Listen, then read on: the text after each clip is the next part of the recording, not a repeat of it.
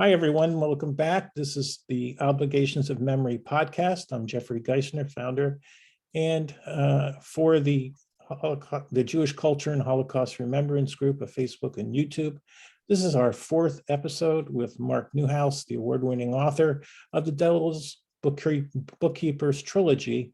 And we're going to start literally in a kind of an unusual place. And I'm going to ask you, Mark, what it was like to actually finish the book and the exhilaration that you got from all the time spent. And I'd like to know how long it took you to actually, in a consummate way, put all of this work together to a point where you said, I'm done. So take and answer the questions about how you felt about putting it on paper and being done with this book. I think anybody who finishes a book should think of it as a major accomplishment. But in this case, I was just totally emotionally drained. I had never experienced anything quite like this. And can you get some details why? Sure. First of all, as you said yourself, I had written mostly children's books. All my life, I was creating fictional characters, books to help children, instructional materials. I was writing books for Newsday. Here, all of a sudden, I am reading the Chronicle of the Lodz Ghetto, and I'm learning all these things. And in my head, the idea keeps swimming around of 12 Angry Men. You remember the movie with Henry Fonda? Mm-hmm. One of my favorites. It takes place in a claustrophobic room. And as I'm reading the Chronicle, I kept saying to myself, this is 12 Angry Men. These men are locked in a room and they're debating the policies of one of the most controversial leaders, historical figures that I knew nothing about, Chaim Rumkowski. And I'm saying to myself, if I were a real writer, I would write this as 12 Angry Men, showing the human emotions of these people in this claustrophobic environment as the Nazis pour more and more fuel on the fire that they've created, as the Nazi news tightens around them. I said, but I'm not a writer like this. I said, I write children's books. And then I said, wait a minute. At least my children will know what I did not know. You know, a lot of people, they would not sit down with this Chronicle because it's huge and it's basically just entries, all anonymously written by men who are hiding in this room that's in the same building where the Nazis had their administration. What Chronicle is that again? So we can... The Chronicle, it's a Chronicle of the Lodz Ghetto, which is the ghetto where I lost most of my family, mm-hmm. and that my parents miraculously survived. Most people don't know the Lodz Ghetto. They know the Warsaw Ghetto because they had an uprising. The Warsaw Ghetto was the largest ghetto of them all. It had 400,000 Jews in it. The Lodz Ghetto had 250,000 Jews, which makes it the second largest. It was also the longest lasting ghetto. So that creates another controversy because the leader of the ghetto, who was picked by the Nazis for some unknown reason, he had a 5th grade education, that was it. His name was Chaim Rumkowski. And he managed somehow to save my parents and 5,000 Jews out of almost 250,000 that were in the ghetto. The rest were sent to death camps or died of starvation, disease, tuberculosis, and hunger and cold. So here I am with this powerful Chronicle in front of me that very few people have read. It was published in 1984 by Yale University Press and never published again. And I said to myself, how do I do this? How do I make people read this Chronicle? How do I make them aware of this story? And so I said, I'm going to have to try it. So I sat down at my computer and I did something I've never done before. I did not plan a book. I started typing. And in 30 days, I had about 600 pages typed. Hmm. It was absolutely exhausted. It was nonstop. It was really as if my dead relatives were writing the book through me. So let me stop you a second. So tell me, when is this? When did you start writing? What year was this? Probably about 2018. Okay. Let's see. I turned 70, so it was actually about 5 or 6 years ago. Okay. And it took you how long to write the book? As I said, the first draft, 600 pages was 30 days, Okay. around a month. But the thing is this, okay, after I wrote it, I didn't think it was very good. So I decided to give it to some people. I didn't even bring it to my writing groups. I decided to give it to some people to read. Now, a book like this, I did not want to give to family because the book was about 500 pages long. Actually, it was longer. It was about almost 700 pages long by the time I finished, okay? So what I did was I gave it to a friend of mine who was a college professor, who was a Catholic. And I deliberately chose him because he wasn't Jewish. And he was a professor of English. And I asked him to read it. Well, 3 days later, he called me up and he said, Mark, this is an amazing accomplishment. You've got to publish this. Well, I still wasn't convinced. So I started doing more research. And I did a lot of research because I had never been. We're going to cover research in a little bit. So I want to jump ahead. How did you hire an agent, or how did you get published? Who published it? And a lot of people in our audience are either authors like yourself or want to be authors. So any kind of how-to tips would be really great as well. You know what? I'm always happy to help other writers. The other day, someone called me an author. I call myself a struggling author. Okay, we just hit 450 reviews for The Devil's Bookkeepers. And I just was reading through them today. And all I can tell you is that it makes you feel amazing when you touch people's hearts and souls. Okay. Where are these reviews? On Amazon? On Amazon and on Amazon. But the point I want to make is this. Okay. I made a serious mistake. And the reason I made that mistake was because my son has taken over my publishing company. And when I wrote these books, I didn't think they were good enough to send to an agent. I didn't have that confidence.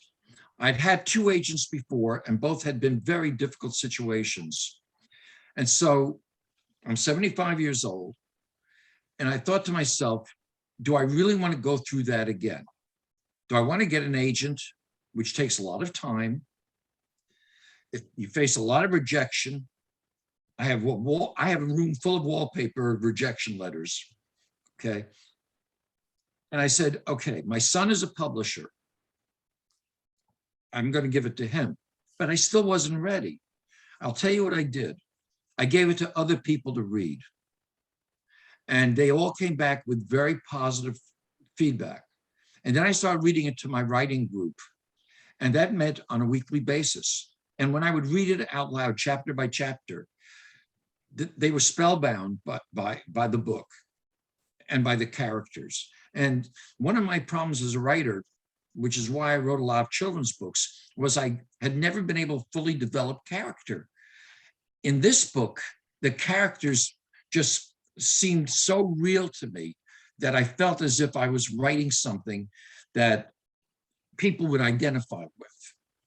After I did that, I finally decided to do something else. I entered the book, all 600 pages, into a contest run by the Florida Writers Association.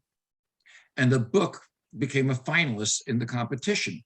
All my friends said, it's going to win, it's going to win.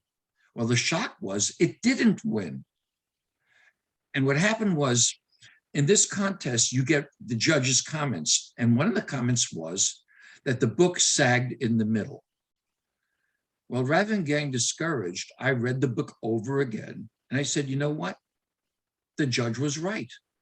I cut the book in half. I added a chapter to the beginning, to the end of the book. And the book then, I re-entered into the same contest the following year, which you're allowed to do. And I thought to myself, it can't win. Well, it won the gold medal in historical fiction, and it won the top prize, best published book of the year. No one was more surprised than I was. So how did you publish this? Well, interestingly enough, my son won an award that night for a book he wrote, and he has become very involved in publishing. So after I did some more research and did some more work on it, I really didn't have a choice. I asked my son if he'd be willing to publish it, and he did. Now, why would I do it that way? For a couple of reasons. I did not want to spend years getting this out to the public. Okay. It was getting a lot of positive feedback. As I said, my age was a factor. I did not want to wait, until I was dead, until it came out. And I wanted to get to work on the second book. Now, the second book, okay, I was totally emotionally drained by the first book. The second book was much easier because I had most of it written. All I needed was a first chapter or two, and then I needed the ending of the book. Well, when I finished the book, I entered it into contests, and guess what? It won again. And now I had two books which people were reviewing. Well, I thought I was done. I thought I had finished the books. Unfortunately, I was getting complaints that I hadn't finished the story. People want to know what happened to the main characters. I had left them in a situation where they were not satisfied. So after 6 months, I went back to work. And this time I used a planner. I've created some planners of my own, which I have actually a webinar on that's posted on YouTube. What is and I finished for our audience? What is a planner? Well, planner is basically, I have 4 planners I use. One is a chapter outline planner. Another one is a character planner. And the third one is what I call the handy dandy planner. And then there's a fourth one, which is I guess you would call it the location planner. And normally when I write a book, I use it before, during, and after. The planner saves me a lot of work on my rough draft, and I recommend it highly. And where do you find these planners? Are they online or what? Yeah, they're on YouTube, and you can also get them from me through the Newhouse Creative Group. Use the contact form there. I'm always happy to help any writer. Okay. So hold on a second. Now that I understand how you got it published, I want to take you all the way to the beginning. You already disclosed, the fact that you had ideation. So it's obviously from the Chronicle book, which was the ideation that got you motivated. So tell us about the research. Well, that was interesting because I had never, ever seen a book about the Lodz Ghetto before. And so the problem I had was the Chronicles were just entries.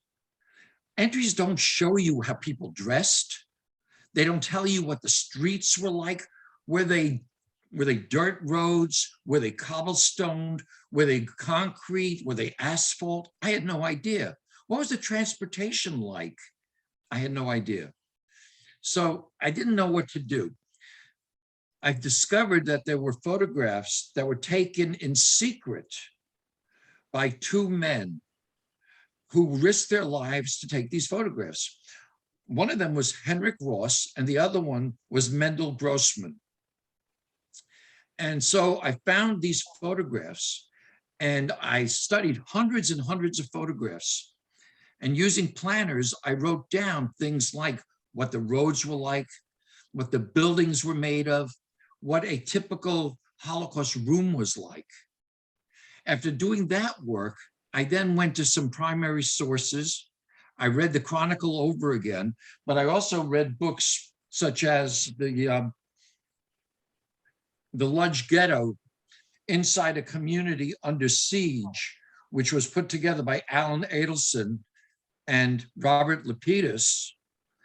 And I highly recommend it. And they had created actually, there was a movie made, an award-winning documentary made based on their book.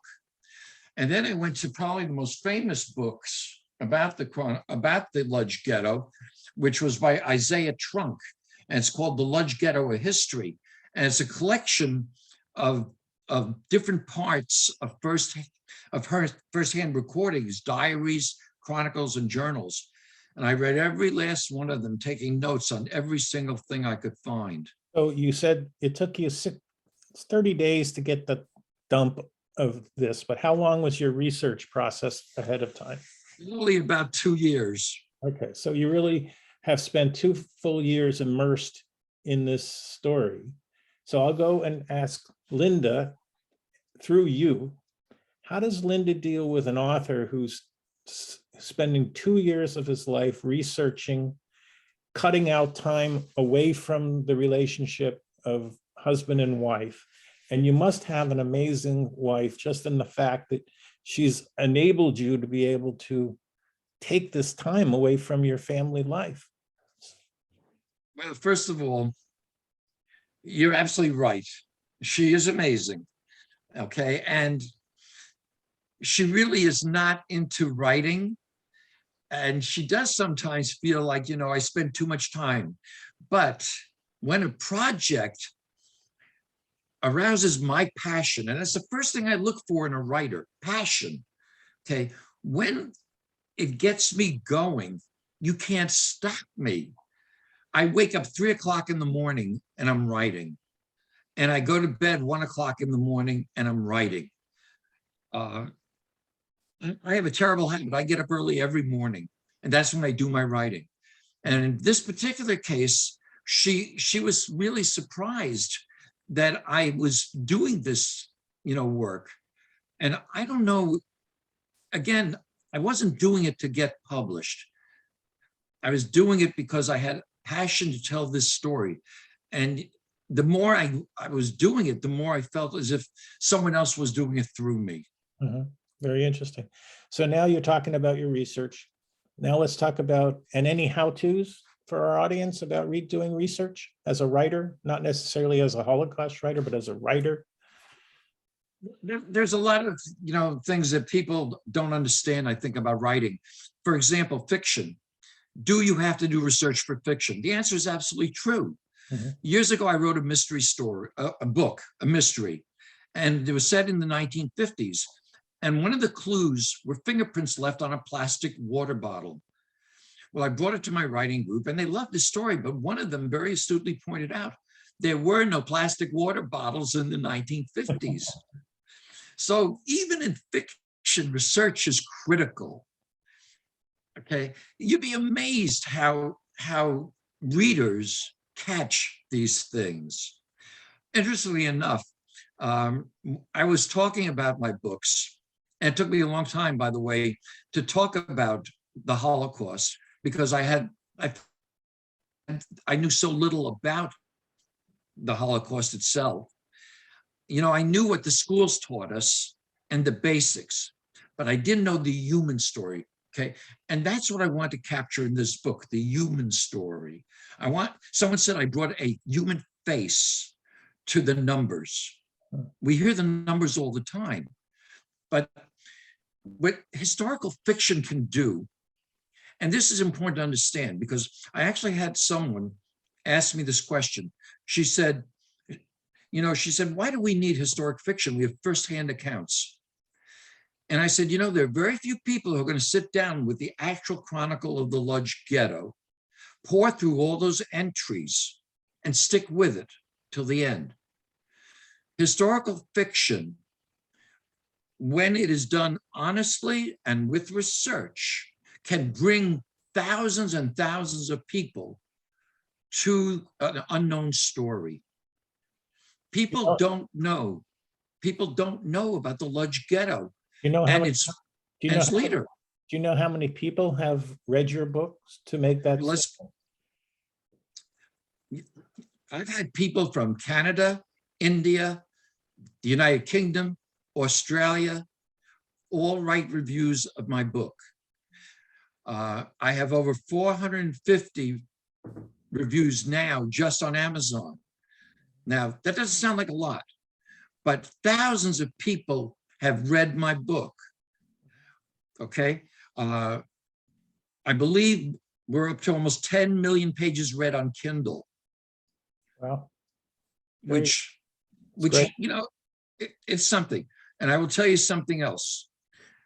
We are now in the process.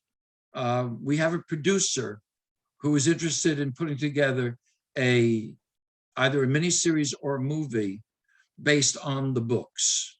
Terrific. You know, And it's, I interviewed, I don't know if you know this author, Howard Kaplan, who wrote historical fiction, and he wrote in 1977 Damascus Cover. Are you familiar with Howard? He's in the LA, but I'd love to have the information. I'll send you an introduction. But he had a movie made in 2018 on his film Damascus Cover. So it took him almost 40 years from the time he wrote that book, and that's what made him famous. He became a famous author because of the film that they made a screenplay out of. To be honest with you, I've never been interested in fame. I've never been interested really. I'm very fortunate. Okay. My teaching career gave me a lot of rewards, and I'm comfortable. So that's not what motivates me. Well, let me continue this. Your process. You started, you're kind of doling out your process as we speak here. So I want to kind of say to you, can you succinctly tell us how you put the process together for this book? And again, was there any how-tos that you want to share with the audience, being such don't do it this way. Seriously, this was not the way I would, do a book.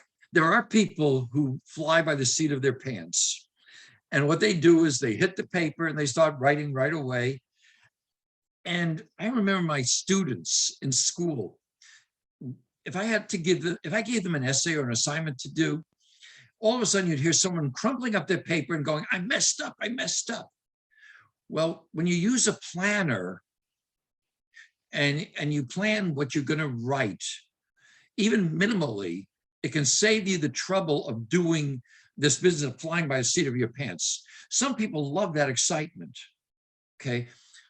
I'm a little more cautious. I like using a simple planner. It's not a lot of work to do. So my first advice is, unless you really know where you're going, use a simple planner. Ask yourself, what is the target of your book? What are you trying to accomplish? Okay. And then think of your book almost as a character jumping hurdles, because each of the hurdles represents a challenge that your main character is going to face. So you told us a little bit about how your audience came back and the judge basically said your middle was a little bit soft, and then you came back and retooled it. So another author who I interviewed lost 2 chapters by his editor and publisher saying, you got to get rid of 2 chapters. They're just off focus.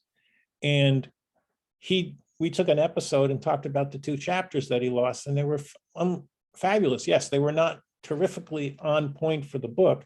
Did that happen to you as well? Not really, because of the fact that was one of the reasons why I self-published. I wanted to do this book in a certain way, and I wasn't sure that some of the commercial publishers that I've dealt with in the past would understand it. I had sold a series of paranormal books to a publisher, and when the covers came out, I wasn't happy about it. In fact, I was a little embarrassed. Just to give you an example, there was a half-naked man on the cover. And I just wasn't all that comfortable being a children's writer, okay? When you go to a publisher, they take over your book. You may have a certain amount of, ability to be consulted, but they make the decisions. Even the cover of this book, I think you can see the cover. Now, that is a picture we discovered on a postcard of my aunt, who I never met.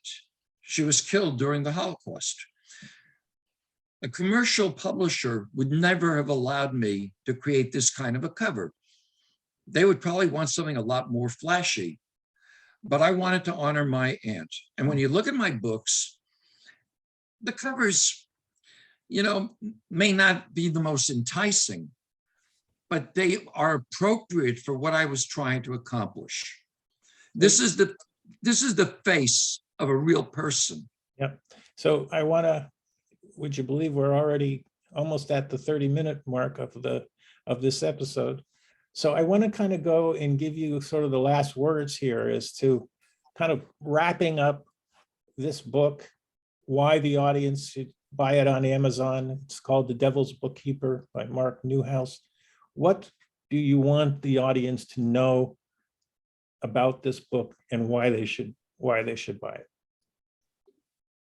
A lot of Holocaust books are about death. They're about gas chambers. They're about the concentration camps. My book is about love, friendship, the struggle to live and survive, and hope. It amazes me how these real people were able to clutch to hope and were able to survive against incredible odds. There's a human story here, and the characters, this is what I get from the reviews. The characters are real. You feel for them. You learn what it was like in the ghetto through them. A man loves his young wife, and he's willing to risk his life to save her. He's even willing to give her to someone he believes is her lover. So the suspense builds and builds and builds. And even though you know what's going to happen at the end, as the noose closes on the ghetto, you still root for the characters because they are human and because you care. I think that's really what I wanted from this book. I wanted to touch people's hearts and souls and make them want to learn more. Because to me, the Holocaust is not just about one historic event. It is something that we need to remember because of the fact it is happening today and should never happen tomorrow. Yeah, I think the reason why we are so connected, you and I, is because we share our parents' past, but the goal that you just talked about so eloquently is the goal of what I'm trying to achieve with the Jewish Culture and Holocaust Remembrance Group, is to not go look backwards, but to figure out how every story has a future story, how our parents made us who we are because they said, go to the future. You talked about your parents, even though you had a difficult relationship, they pushed you to be educated. And that education made a difference in your life. And this podcast, Obligation of Memory, is not talking about, and as you went through the process with me, not talking about the camps or the pre-war, but how we came out of those homes and as parents and who we have children, how we are dealing with our children. So I am really thrilled that we could spend a good series of hours together. But I want to also leave you with an idea, because I'm an idea guy.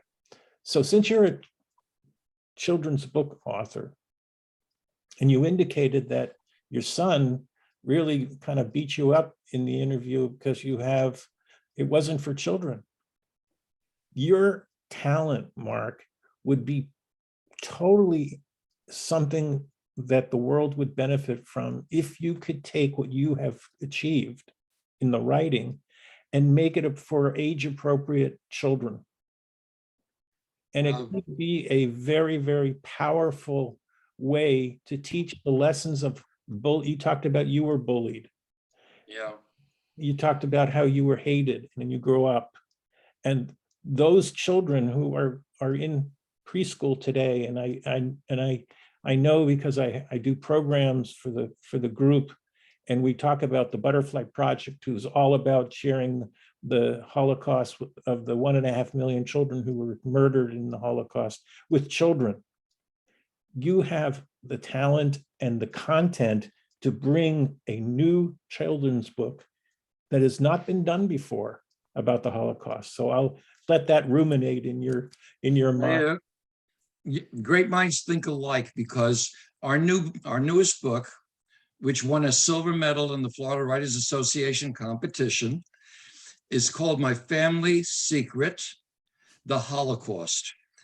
And it just came out, and it's based on a true event where my stepfather tried to get back his building in Poland and found squatters living in it. And a young boy has to become a detective to find out how his family was murdered during the Holocaust. So yes, we're on the same track. Good. And so again, I want to thank Mark. This is the Obligations of Memory podcast for the Jewish Culture and Holocaust Remembrance group on Facebook and YouTube. We've just been speaking on multiple episodes with Mark Newhouse, the author of the Devil's Bookkeeper trilogy, a really terrific read that I want to recommend all of you to go out on Amazon. And Mark will be available to connect with. He's very responsive. What was the website that you said people could reach you on? NewhouseCreativeGroup.com. All right, Mark, thank you so much for the time. I love you, friend.